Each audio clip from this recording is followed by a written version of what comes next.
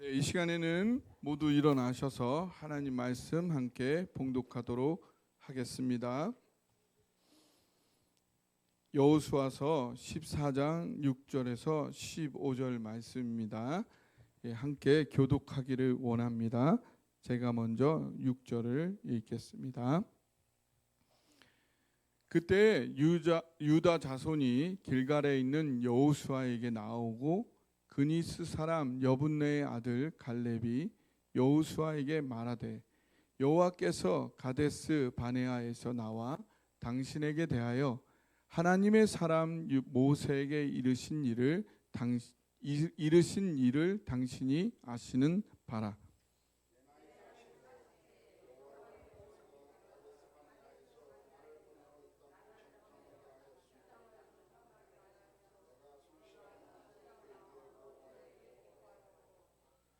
나와 함께 올라갔던 내 형제들은 백성의 간담을 높게 하였으나 나는 내 하나님 여호와께 충성하였으므로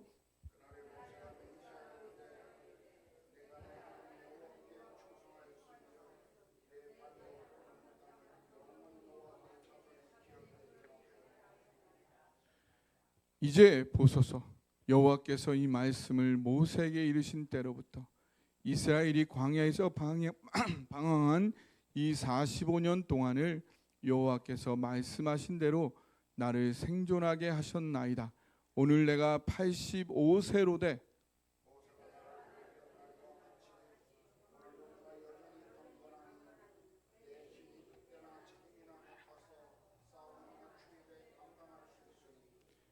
그날에 여호와께서 말씀하신 이 산지를 지금 내게 주소서.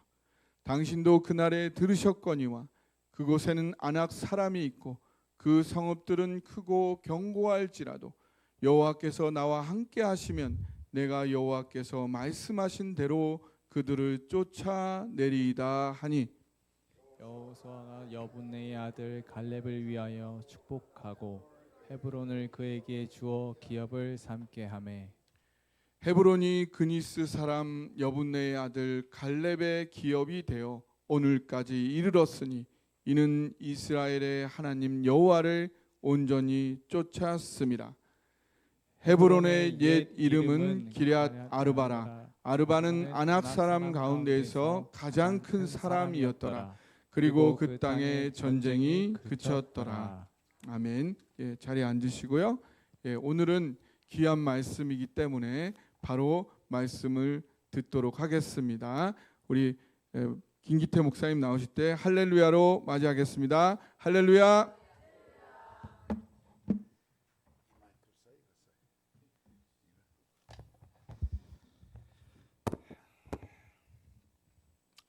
안녕하세요, 김기태입니다. 미국 사람들은 이렇게 오래간만에 동창회나 아니면 오래간만에 친구들을 만나면 너 참 많이 변했다, 보통 그렇게 얘기합니다. 네가 많이 성숙해졌다, 그런 의미죠. 한국 사람들은 만나면 너 변한 게 하나도 없다, 이렇게 얘기합니다. 그래야 그것이 칭찬이 되는 그런 모습을 우리가 봅니다. 우리 노 목사님은 제가 선교지 가고 난 이후에도 가끔 뵀습니다만 사모님은 사실 20년 넘게 지금 처음 뵌 겁니다. 하나가 아주 어렸을 때 봤으니까.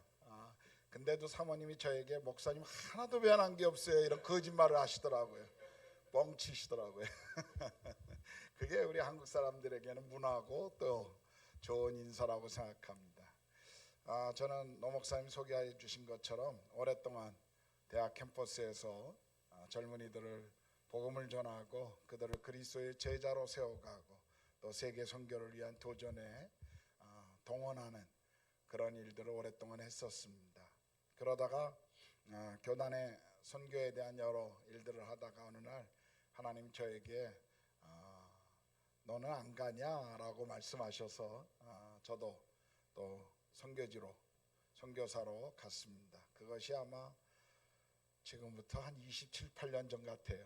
제가 해외에서만 아마 26년째 지금 살고 있습니다. 처음에는 중앙아시아 카자흐스탄에서 현지인들을 전도하고 복음을 전하고 또 그곳에서도 주로 사역이 젊은이들을 위한 사역이었습니다.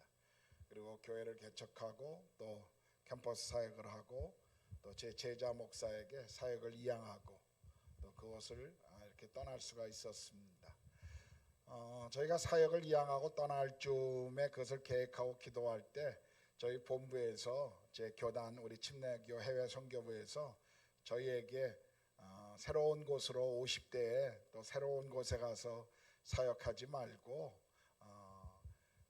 델리에 건강한 그리고 선교적인 한인교회를 좀 개척할 사람들, 그런 교회를 위해서 개척할 사람들을 그쪽에 필요하다고 기도 요청을 보내고 있는데 인도 델리에 가서 한인교회를 좀 개척하면 어떻습니까? 그래서 제가 그 요청에 응답해서 지금 13년 전에 저희가 인도 델리로 갔습니다. 저희 한국 선교사들이 특별히 우리 침례교 선교사들이 가장 잘하는 것이 MH 전략입니다. 뭐냐면 맨 땅에 헤딩하는 겁니다. 저희는 교단적으로도 굉장히 한국 교단은 힘이 연약하고 또 교회적으로도 지원을 많이 받는 선교사들이 별로 없기 때문에 그냥 맨 땅에 가서 헤딩하고 그냥 거기서 살아남고 버티고 사역하는 것이 저희의 참 부르심이라고 생각하고 일하는데 아무도 모르는 델리에 가서 저와 아내와 또 테니스 치다 만난 한 청년과 같이 교회를 개척하고 지금까지 13년 동안 저희들이 사역했습니다. 가장 늦게 출발한 교회지만 지금은 가장 건강하고 좋은 교회로 교인들에게 알려져 있고 또 하나님 저희 교회를 통해서 선교사들과 동역하면서 인도 땅을 위해 사역하는 굉장히 많은 일들을 이루어오셨던 것들을 기억합니다.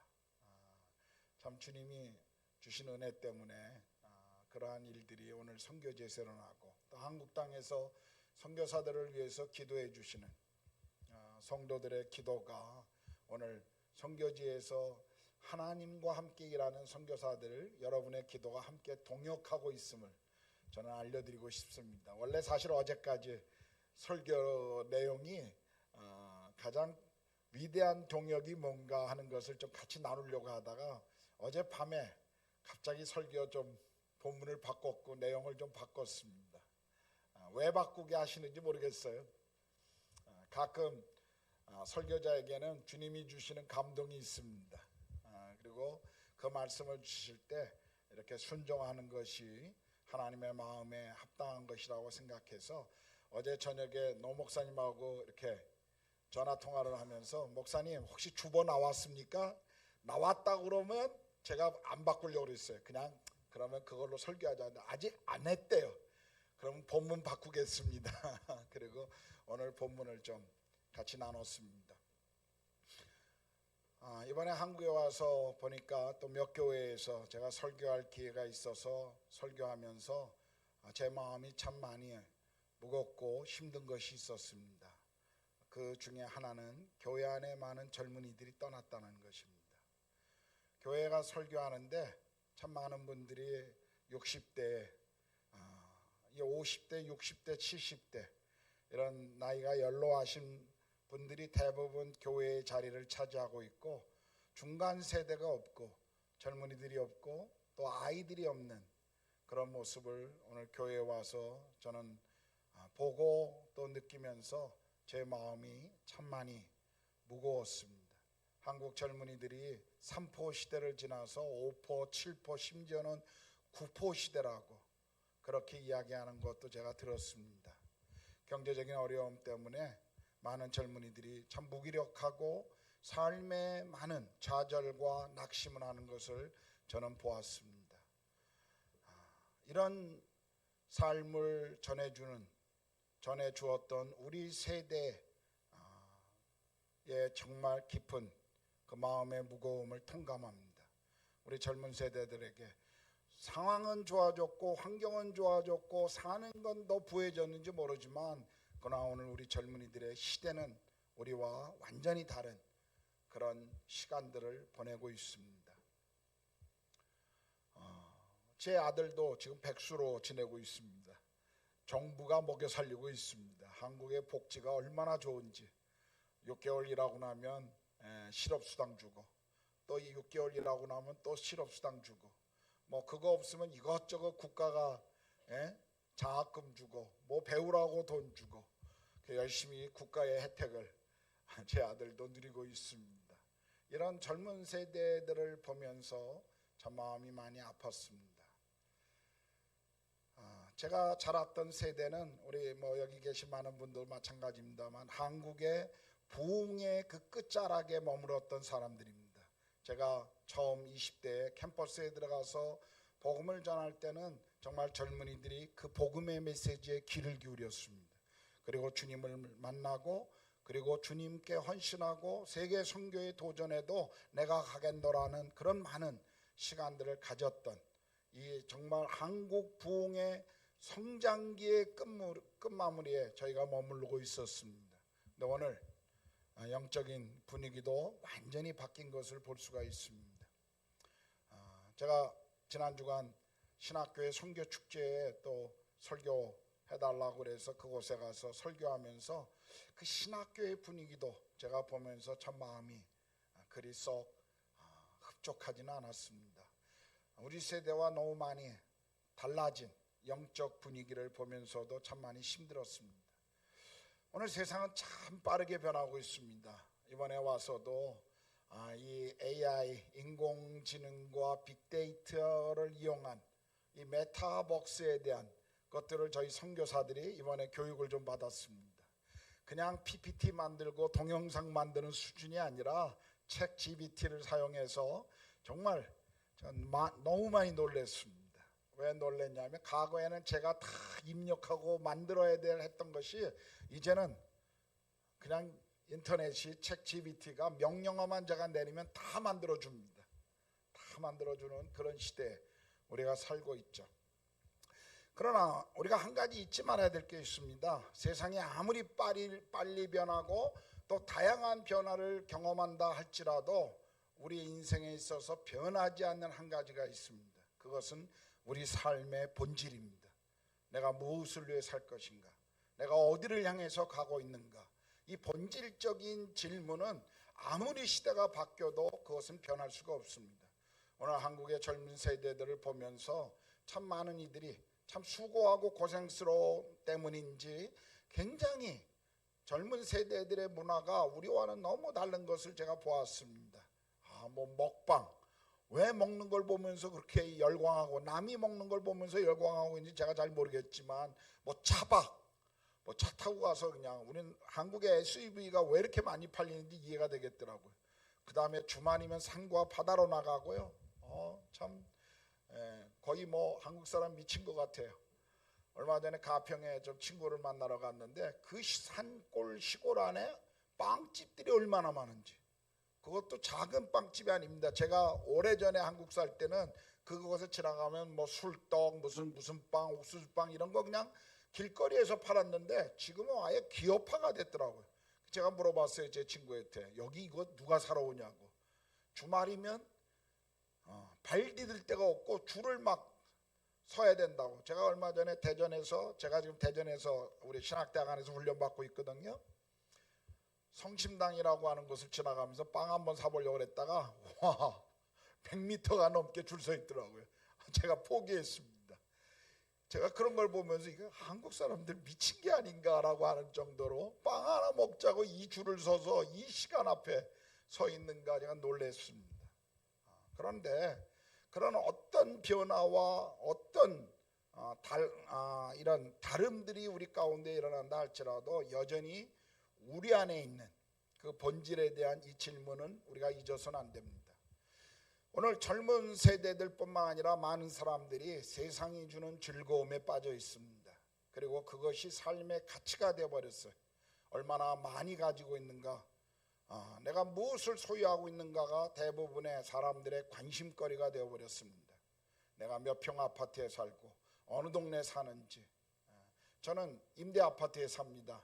저희 아이들이 임대 아파트에 살고 15평짜리 휴먼시아라고 하는 곳에 삽니다.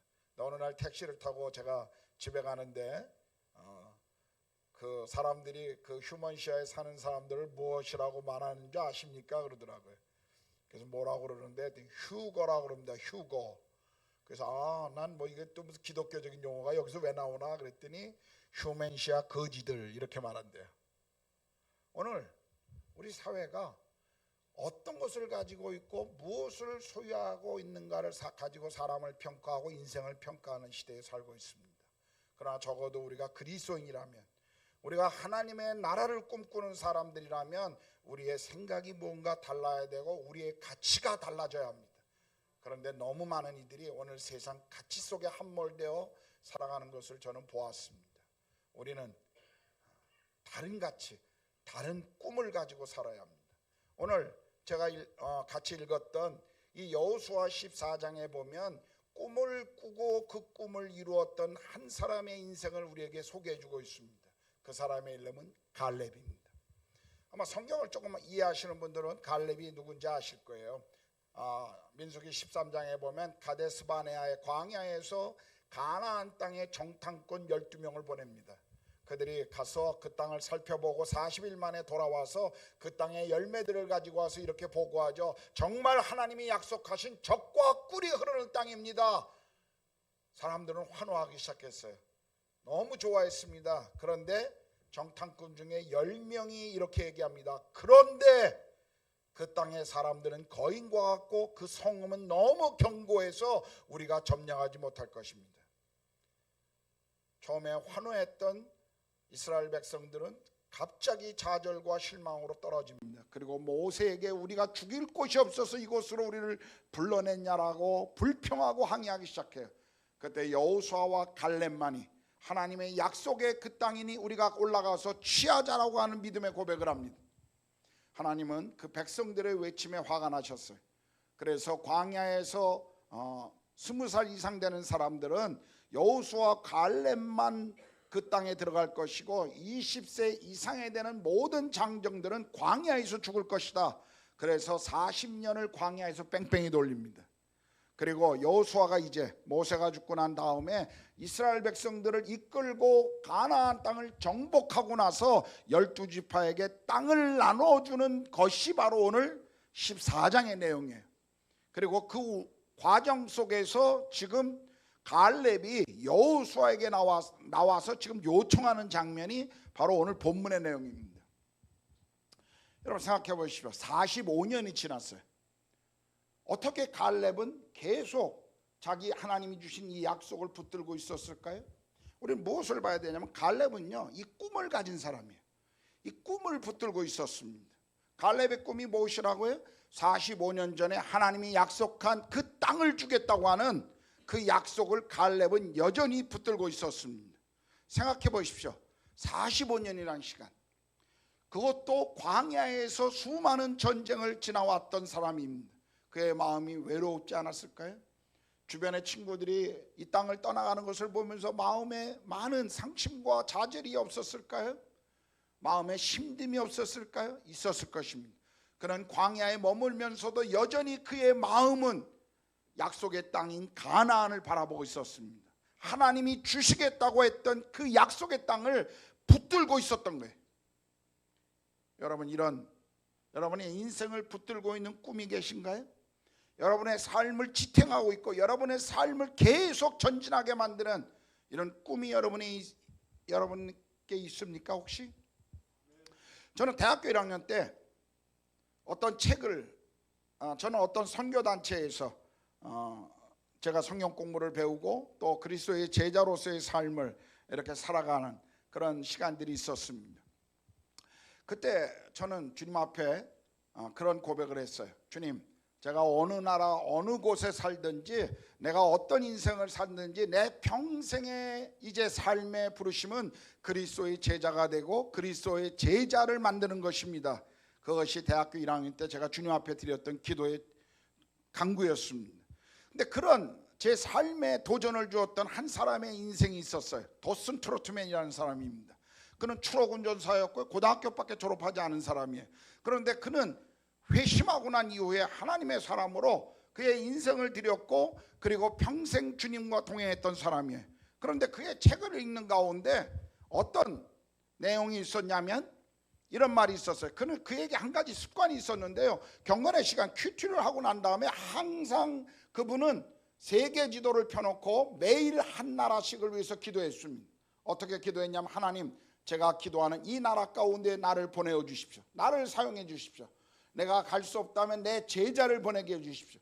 그렇게도 할 수 없다면 하나님이 내가 기도한 나라 가운데 역사하여 주십시오. 그것이 그의 매일 드리는 기도였어요. 그런데 그 기도의 45번째 나라가 한국이었습니다. 사우스 코리아였어요. 저는 그날 그 책을 덮고 뛰어나가서 저도 세계 지도를 샀습니다. 그리고 그날 이후에 제 방에 제 책상에 세계 지도가 떨어져 본 적은 한 번도 없었습니다. 저도 똑같은 기도를 주님 앞에 매일 드리고 있습니다.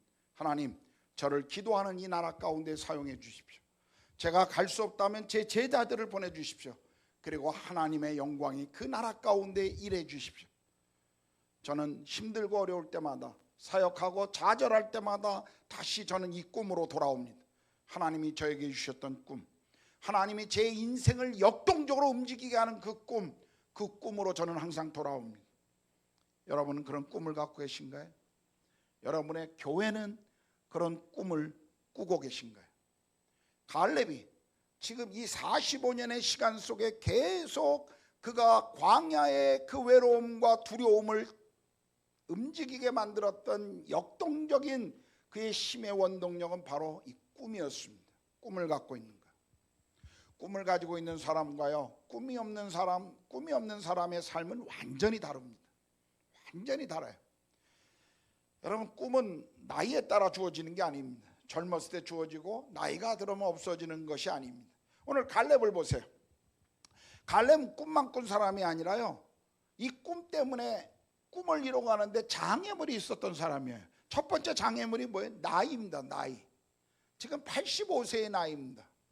여기 뭐 더 연로하신 분이 혹 계신지 모르겠습니다만 85세의 나이면요 이미 은퇴하고도 한참 되었고, 그리고 아무도 갈렙이 집에서 그냥 손주들이나 돌보고, 그리고 뭐예요? 화천화 가꾸고 그냥 편안한 인생을 살아간다 할지라도 아무도 갈렙에게 너 왜 인생을 이렇게 사냐? 라고 말하지 않을 나이입니다. 저 사람이 평생을 살아온 것을 볼 때 지금 이렇게 편안하고 안주하는 삶을 살아도 돼 라고 말할 수 있는 나이에 85세의 나이. 그런데 오늘 갈렙은 뭐라고 얘기합니까? 나를 보내던 날과 같이 오늘도 내가 여전히 강건하니, 그는 싸울 줄 아는 사람으로 85세의 나이로 가고 있어요. 여러분, 사람이 늙어가는 것이 나이가 먹어서 늙어갈까요? 육체는 그렇습니다.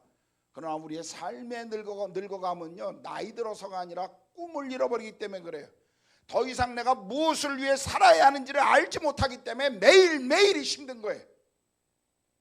제 어머니는 요양원에서 4년을 계셨습니다. 참 힘든 시간이죠. 굉장히 어려운 시간이었어요. 움직이지 못하고 뇌출혈로 쓰러지시고, 집에서 저희 형님이 모시다가 저희 형님도 간암이 걸리셨고, 그래서 모실 수가 없어서 이제 요양원으로 이렇게 모셨는데, 제가 방문할 때마다 저희 어머니가 그런 얘기를 많이 하셨어요. 난 빨리 주님께 가고 싶다. 빨리 천국에 가고 싶다. 왜 하나님이 나 안 데려가는지 몰라. 내가 이렇게 사는 게 이게 뭐니? 자식들에게 부담되고 내가 이렇게 살아가는 게 이게 무슨 의미가 있니? 매일 제가 갈 때마다 그런 얘기를 처음에 하셨어요. 그래서 제가 어머니에게 얘기했습니다. 하루는, 엄마, 하나님이 살아계시게 할 때는 이유가 있는 거예요. 그 이유를 찾으세요. 무슨 내가 이 나이에 이유가 있니? 제가 그랬어요. 자식들을 위해서 기도하세요. 그리고 이 요양원을 위해서 기도하세요. 그리고 선교사들을 위해서 기도하세요. 누워있는 시간들 속에 하나님이 얼마나 기도하기 좋아요. 누워있어서 하늘 바라보고 뭐 할 게 있어? 하나님께 기도하지. 데려가시면 어련히 데려가세요. 어머니가 정말 열심히 기도했습니다. 어머니가 자식들을 위해 그 기도에, 그 어머니의 기도로 지금 자식들이, 손주들이 혜택을 보고 있는 거예요. 여러분, 윌리엄 캐리가 우리 인도에 와준 개신교의 첫 번째 선교사였습니다. 현대 선교의 아버지라고 윌리엄 캐리를 얘기하죠. 그런데 윌리엄 캐리의 전기를 읽다가 제가 이런 글을 읽은 적이 있습니다. 윌리엄 캐리 되게 한 원동력이 어디 있는가? 사람들은 윌리엄 캐리만 기억하지만 윌리엄 캐리의 선교의 원동력이 된 힘은 그의 누이 동생이라고 합니다. 평생 침대에 몸이 아파서 누워 있어야만 했던 그 누이 동생의 기도가 윌리엄 캐리를 윌리엄 캐리 되게 했다고 그래요. 기도가 얼마나 놀라운 능력입니까? 기도가 얼마나 우리에게 놀라운 일입니까? 제가 선교사로 처음 갈 때 부산의 한 교회에 나이 많은 우리 교회 집사님들이 저희가 떠날 때 이런 얘기를 했어요. 그 교회는 한 가지 특징이 있었어요. 저녁 8시가 되면 교회에 모이십니다. 나이 드신 집사님들이, 여집사님들이. 그리고 방에 이렇게 온돌방에 들어가셔서 거기서 텔레비 보셔요. 8시 드라마를 보셔요. 그리고 9시부터 주무셔요. 근데 그때부터 한 분씩 1시간씩 내려가서 새벽 기도 5시 할 때까지 돌아가면서 기도 혼자 골방을 지키면서 기도하십니다. 1시간 기도하신 분이면 그 다음 분이 일어나서 가고, 안 오면 깨워서 그 다음 분이, 그걸 매일 하세요. 매일. 근데 그 기도하시는 여집사님들이 우리가 떠날 때 우리에게 한 가지 약속을 하셨어요. 선교사님, 우리가 아무것도 도울 수 없지만 그러나 선교사님이 선교지에 있는 동안 선교사님 아이들을 위해서, 에스더와 요한이를 위해서 우리가 매일 기도하겠습니다. 정말 그분들은 그 약속을 지키셨어요. 제가 처음은 2년 동안 단기 선교사로 갔었거든요. 돌아오고 난 다음에 이분들을 만나고 저와 제 아내가 얼마나 감격하게 울었는지 몰라요. 그분들의 기도 때문에 우리 아이들이 선교지에서 버틸 수가 있었습니다. 여러분, 기도는 하나님의 가장 강력한 동력입니다. 아무것도 할 수 없다고요? 아니요. 우린 너무 할 게 많아요. 우리가 꿈꿔야 될 세상이 너무 많아요. 문제는 꿈이 없기 때문에. 꿈이 없어서 사람들은 나이 들었다고 포기하려고 합니다. 나이 들었다고. 저는 카자흐스탄에서 12년 동안 사역했습니다. 제가 있었던 카자흐 북부는 영하 40도 정도 떨어지는 곳이에요. 겨울에 한 달 동안 영하 30도 정도 떨어집니다. 6개월 동안 눈이 내리는 곳입니다. 제가 지금도 눈을 싫어합니다. 그래서 제 아내도 싫어하고. 근데 4월 말쯤 되면 이제 눈이 좀 녹아요. 보통 5월 초까지 눈이 오는데 4월 말부터는 그래도 눈이 녹기 시작합니다. 그때쯤 되면요, 재미난 일이 있어요. 아파트에 사시는 나이 많은 노인네들이 나오셔서 벤치에 전부 쭉 앉아 계세요. 봄볕에 그 따스한 햇볕을 누리시는 거예요. 그리고 손에는 한 가닥 해바라기 씨를 들고 있어요. 해바라기 씨. 그리고 그걸 드십니다. 정말 얼마나 잘 드시는지 몰라요. 막 손을 이만큼 해갖고 하나하나 까먹는 게 아니라 입에 팍 집어넣고 안 하면 껍질은 일로 다 떨어져. 완전히 자동이에요. 오토매틱이에요. 제가 너무 놀라워서 어떻게 그렇게 하실 수 있냐 했더니 60년 이상을 이거 했는데 이것도 못하냐고 그러셔요. 그 카자흐 할머니들이.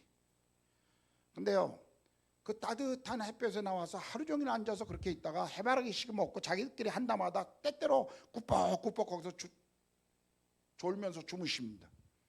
저는 그 모습을 보면서 주님 앞에 때로 그런 기도를 자주 했습니다. 하나님, 제 인생은 저렇게 살고 싶지 않습니다. 제 인생의 후반전 노후가 따뜻한 햇볕을 그리워하면서 살아가고 싶지 않습니다. 저는 평생 죽는 날까지 주님을 위해 달려가고 싶습니다. 그것이 저의 기도의 제목이었습니다. 여러분, 나이가 남들보다 조금 많다고요? 남들보다 조금 늦게 출발했다고요? 그것은 꿈을 이뤄가는데 우리의 방해물이 될 수가 없습니다. 얼마나 많은 이들이 그들의 인생의 후반전에 하나님이 주신 꿈을 향해서 또 달려가고 있나요? 중요한 건 여러분들이 하나님이 주신 꿈을 발견하셔야 돼요. 지금 나에게 주시는 것이 무엇인지. 또 하나는 뭡니까? 그가 처한 환경이었어요. 지금 이 갈렙이 달라고 하는 땅이 뭐예요? 아낙 자손의 땅입니다. 아낙 자손의 땅은요, 정탐꾼이 가나안 땅에 가서 그들은 거인과 같고 라고 말했던 사람들이에요. 아무도 그들과 싸우려고 하고 그 땅에 들어가고 싶어하지 않는 곳이 아낙 사람들의 땅이었습니다. 그런데 갈렙은 지금 뭐라고 그래? 그 땅을 달라고 그럽니다. 왜요? 하나님이 함께 하시면, 하나님의 약속이 있으면 그 땅을 능히 취할 거라고 지금 믿고 있는 거예요. 여러분, 우리가 이스라엘과 블레셋이 싸움할 때 블레셋에서 한 싸움을 돕고는 한 거인이 나왔죠. 우리 너무 잘 압니다. 그죠? 골리앗. 골리앗이 나와서 싸움을 돕갔을 때 사울과 모든 이스라엘의 군인들은 그의 거대한 몸짓을 보고 다 도망가 버렸어요. 그때 소년 다윗이 그 몸집을 본 것이 아니라 뭐예요? 그 뒤에 역사하시는 하나님을 보고 있어요. 너는 칼과 창으로 내게 오거니와 나는 만군의 여호와 살아계신 그분의 이름으로 나아가노라. 그런 믿음을 가졌던 사람이에요. 우리가 상황을 보면요, 환경을 보면 하나님을 보지 못합니다. 믿음의 그 너머를 보지 못해요. 저는 오래전에 이랜드라고 하는 회사에서 일했던 적이 있습니다. 그 회사는 기독교적인 가치관을 가지고 뭐 지금은 어떤지 모르겠어요. 그러나 초기에는 정말 우리가 함께 기도하고 함께 기독교적인 가치관과 철학을 가진 회사로, 정말 그런 회사로 키우자라고 해서 젊은이들이 모였습니다. 저를 비롯한 모든 직원들이 한 20명 되는 직원들이 거의 20대였어요. 30대 초반 거의. 그때는 뭐 박성수 지금은 회장님인데 그분도 30대 중반밖에 안 되는 나이였어요.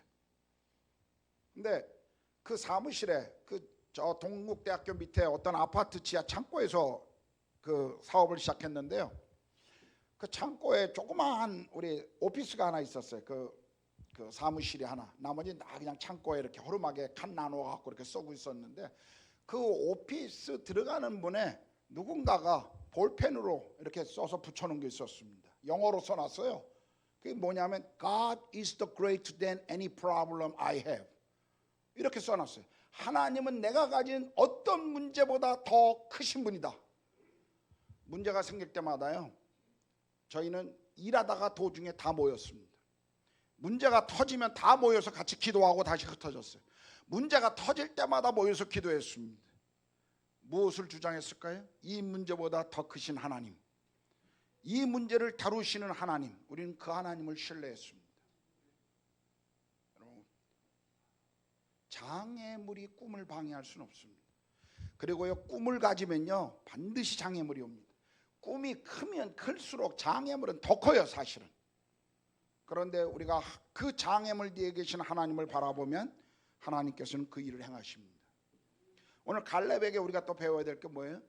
갈렙의 인생을요, 우리가 성경에 보면 항상 갈렙이 나올 때 항상 따라오는 한 단어가 있어요. 그것은 여호와께 충성했다, 여호와께 성실했다, 하나님께 신뢰했다라고 하는 단어입니다. 무슨 말입니까? 갈렙은 자신의 꿈을 이뤄가는 데 있어 그 꿈을 주신 분이 누구인가를 정확하게 알고 있어요. 종종 교회 안에서도 보면요, 특히 젊은 층에 제가 사역을 하다 보니까 그런 친구들이 많아요. 목사님, 제가 이 대학에만 가면, 목사님 제가 이 직장에만 들어가면, 목사님 제가 이것만 패스하면, 마치 주님을 위해서 굉장히 뭘 할 것 같아요. 그런 사람들 대부분이요, 그 일이 성취되고 기도가 응답된 다 도망가고 세상에 가서 살아 그냥. 그런 사람들을 참 많이 봤어요. 왜일까요? 결과만 바라보기 때문에. 결과만. 우리가 결과를 얻는다는 건 중요한 것입니다. 그러나 그 결과를 얻기 위한 과정이 더 중요하다는 걸 우리 배워야 돼요. 우리 젊은이들은 그걸 더 특별히 배워야 돼요. 우리는 자꾸 결과, 성취물, 내가 남기고 싶은 거 자꾸 그것만 봐요. 근데 과정이 중요해요. 하나님이 누구신가를 알아가는 것, 이 일을 통해서 하나님과 함께하는 것. 저는 선교지에 있을 때요, 정말 많이 힘들었습니다. 카자흐에 있을 때 특별히 얼마나 힘들었는지. 여러분, 선교사가 자살하고 싶은 마음이 든다는 거 이해가 되세요? 실제 선교사들 때 그런 분들 많습니다. 저도 그 중에 하나였어요. 너무 힘들었어요. 제 아내도 너무 힘들고, 외적으로 보여지고 예적으로 되는 사역들은 다 잘 되고 다른 사람들이 보면 칭찬하고 좋았어요. 그러나 정말 우리 내면에는 우리가 기대한 만큼의 이 일이 이루어지지 않으니까 정말 최선을 다하는데도 너무 힘든 거예요. 어느 정도 싸울만 하면 무너지고, 싸울만 하면 무너지고, 정말 힘들더라고요. 뭐만 좀 할만하면 종교국에서 연락 왔고 니네 추방할 테니까 나가라고 그러고, 이 도시 저 도시 떠돌아다니면서 정말 마음에 힘든 게 많았습니다. 제가 주님 앞에 그럴 때 참 많이 던졌던 질문이 이겁니다. Why? 하나님 왜 저를 이곳에 보내셨나요? 하나님 왜 제 인생을 이렇게 벼랑 끝으로 모십니까? 왜 접니까? 그런 질문 참 많이 했어요. 근데 하나님이 저에게 말씀하신 거 한 가지 있었어요. 그게 뭐였냐면, 하나님이 어느 날 저에게 이렇게 말씀하시더라고요. 기태야, 내가 네게 원하는 게 정말 뭔 줄 아니? 네가 이룰 어떤 놀라운 선교적 열매, 이 땅에서 네가 정말 이룰 어떤 나를 위한 어떤 영광스러운 어떤 가업의 성취, 어떤 결과물, 내가 그거 원하는 거 아니야. 내가 정말 네 인생에 원하는 것, 네가 좀 나를 만났으면 좋겠다.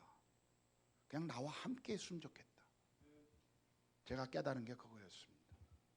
하나님이 내 인생에 원하시는 것이 내가 무언가 정말 그분의 이름을 위해서 만들어 놓고 그분께 영광을 돌리는 게 아니라요, 그분을 그냥 만나는 거예요. 그분과 함께 동행하는 삶이에요. 제 인생이 바뀌었습니다. 제 삶이 바뀌었어요. 이제는 더 이상 제가 무언가 이루어야 될 것, 그게 중요하지 않습니다. 저는 매일 그냥 주님과 함께 걸어갑니다. 뭐 결과가 좋든 나쁘든 그게 저에게는 중요하지 않아요. 더 이상 제 관심거리가 아닙니다. 그냥 주님이 부르신 곳에서 순종하고 그분과 함께 걷는 것이 지금 제 삶의 가장 큰 행복이요 축복입니다. 여러분, 우리 인생의 과정 가운데 주님을 알아가는 것이 굉장히 중요해요. 우리 하나님의 뜻을 하나님의 방법으로 이뤄가는 것이 중요하죠. 세상을 그렇게 살아가야 합니다. 저희 교회 젊은 친구들도 가끔 저에게 성경 공부하면서 이런 얘기해요. 목사님, 오늘 세상에서 그렇게 살아가면 어떻게 살아남겠습니까? 어떻게 성경대로 하나님의 뜻 가운데 살아가면 우리가 세상에 어떻게 삽니까? 왕따 됩니다. 예, 이해합니다. 이해해요. 젊은이뿐만 아니라 모든 세대의 사람들이 똑같습니다. 이해가 돼요. 그럴 때마다 제가 한 가지 질문을 던집니다. 네가 말하는 세상의 현실이라는 게 무엇이니?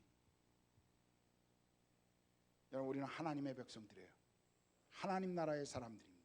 이 땅에서 우리는 하나님의 나라의 사람들로 살고 있고 나그네와 순례자로 사는 사람들입니다. 기억하세요? 여러분, 그렇게 믿으십니까? 우리는 하나님의 방법과 그분의 명령을 따라 사는 사람들이에요.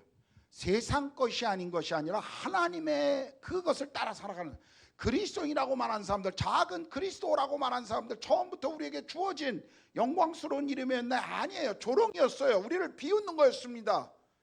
저들은 뭔가 헬라 사람 같지 않아. 저들은 마치 로마 사람 같지 않아. 아이고, 저들은 유대인도 아니야. 도대체 저 인간들은 뭐지?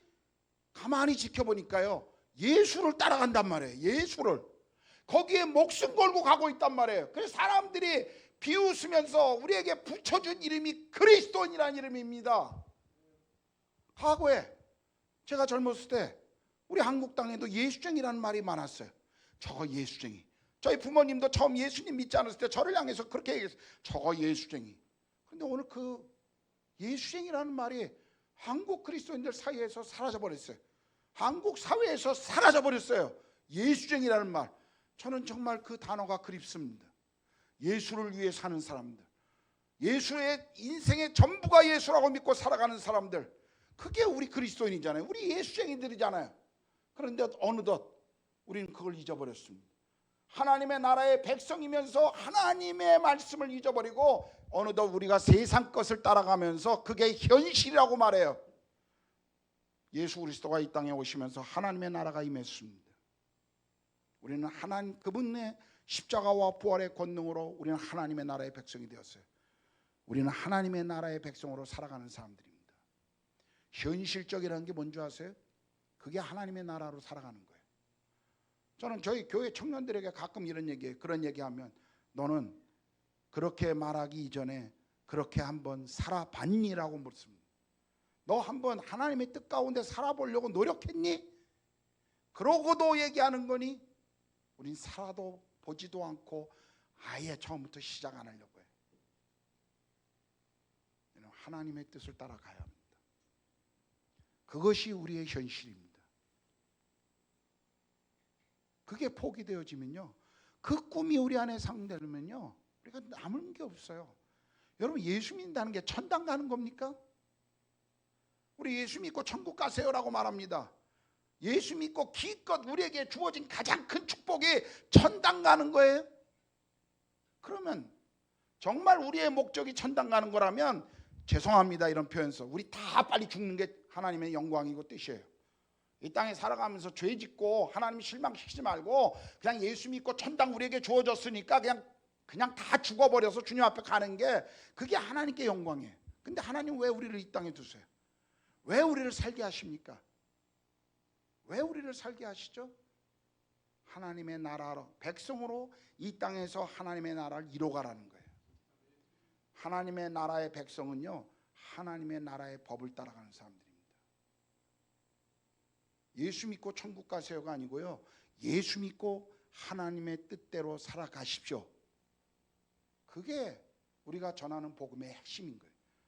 많은 분들이 이 땅에서 하나님의 나라의 백성으로 살아가는 건 잊어버린 채 그냥 천국, 천당 계속 그것만 강조하니까 이단들이 맨날 그걸 이용하고 우리의 삶에 전혀 변화 없이 나는 천국 가는 티켓을 가졌으니까 내 인생은 이제 어떻게 살든지 나는 천국 가.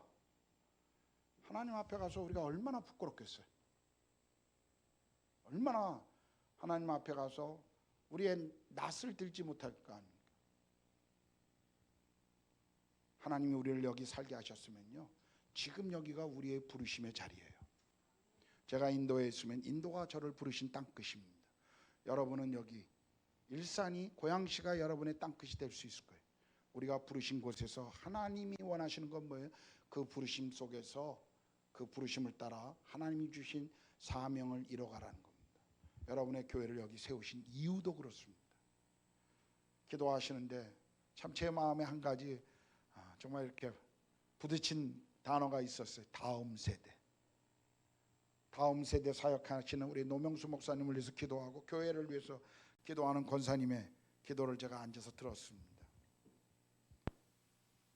나이 드신 연로하신 어른들께서는요, 정말 다음 세대를 위해서 기도하셔야 합니다. 그리고 모든 것을 쏟아부으셔야 돼요. 여러분 교회가 그것을 위해 쏟아부어야 합니다.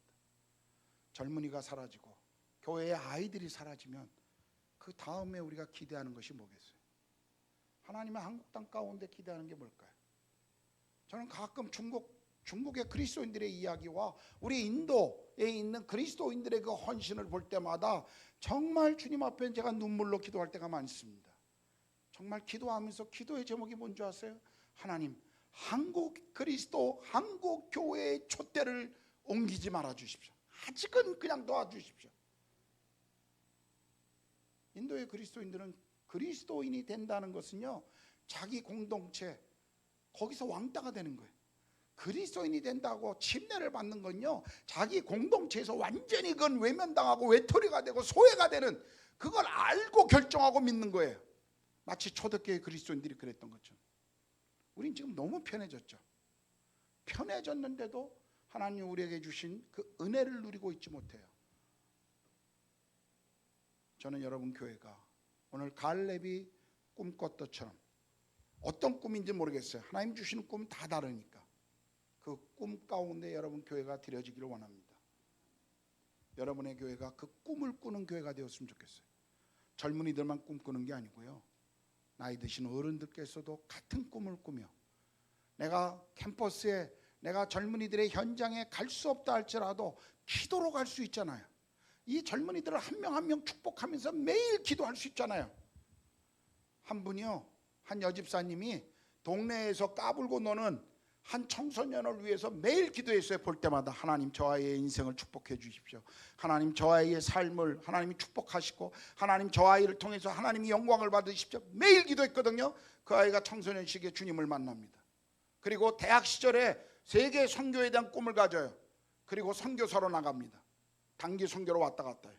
누군지 아세요? 얼마 전 돌아가신 로렌 커니맹이라는 세계 선교의 한 획을 그은 지도자를 위해서 그 마을에 나이 많은 한 여집사님이 볼 때마다 기도하고 축복한 거예요. 하나님 그 기도를 사용하셨습니다. 할렐루야. 여러분이 여러분의 교회 젊은이들 놓고 기도해 보세요. 여러분들이 볼 때는 별 볼 일 없는 아이들인지 몰라요.